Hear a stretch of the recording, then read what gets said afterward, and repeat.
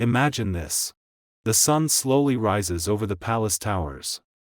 Bells ring across the city. The crowd fills the square with cheers and anxious whispers.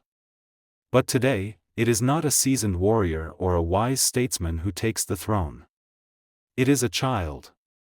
Barely 10 years old, still clinging to toys, yet crowned as the supreme ruler of a nation.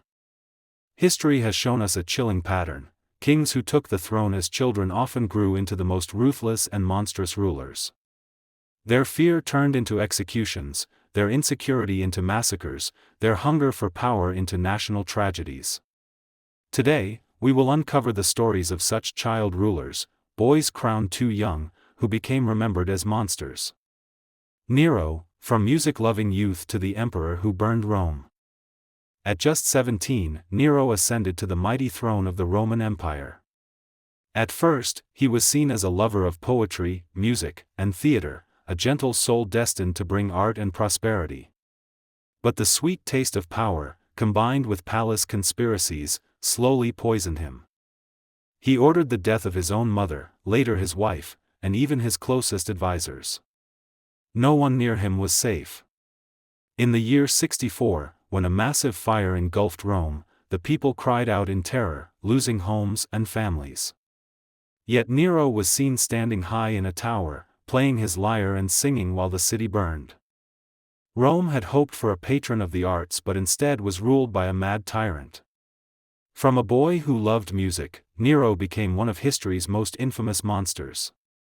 Ivan the Terrible, fearful child turned into a terrifying czar.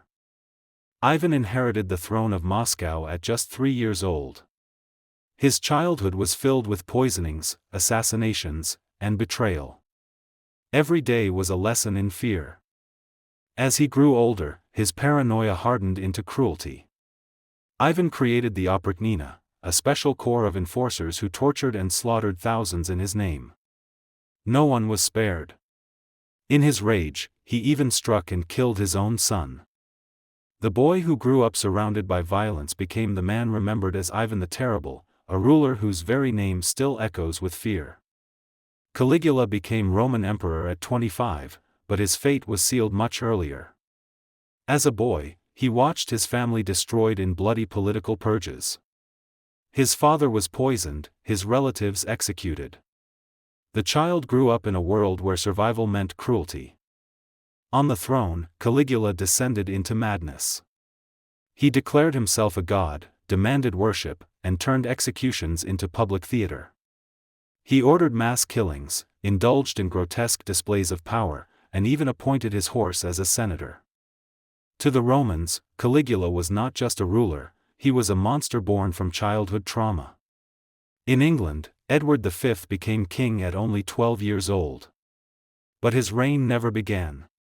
His uncle, Richard III, seized power and imprisoned Edward and his younger brother in the Tower of London. The boys were never seen again. Historians believe they were murdered in secret. Edward V never grew into a tyrant, he became instead a victim, a child swallowed by the merciless game of politics. His tragedy shows us that sometimes child kings do not become monsters, sometimes they are destroyed before they even begin to rule. Richard II of England inherited the crown at just 10 years old. At first, he was a cheerful and lively boy. But surrounded by conspiracies and constant threats, Richard changed. As he grew, Richard began to believe he was chosen by God and above all others. He punished noblemen who opposed him, executed rivals, and ruled with arrogance. His reign ended in chaos, remembered as a time of cruelty and self-obsession. The playful boy had become a tyrant. Puyi became emperor of the Qing dynasty at only 3 years old. He could barely speak, yet he was crowned as the Son of Heaven. Inside the Forbidden City, he was treated as divine, but in reality, he was a puppet. As foreign powers and warlords carved up China, Puyi lost control of his throne.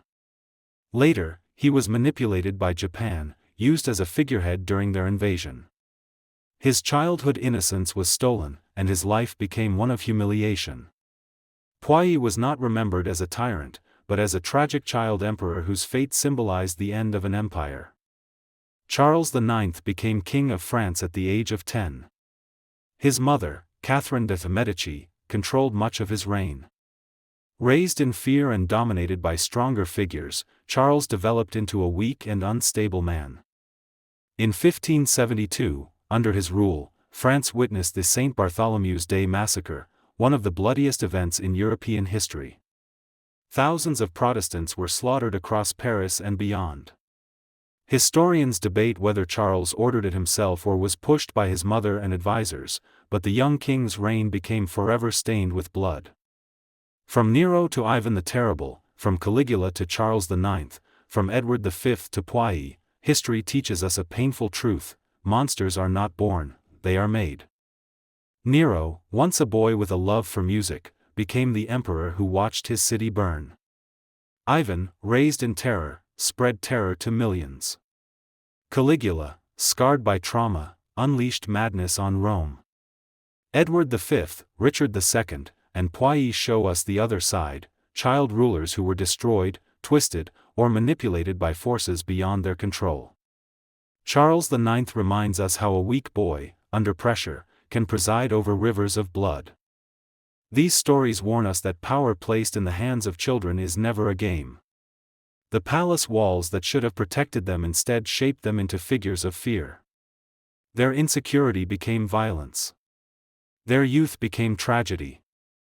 History remembers them not as innocent boys, but as monsters, or as victims whose lost childhoods paved the way for national disasters.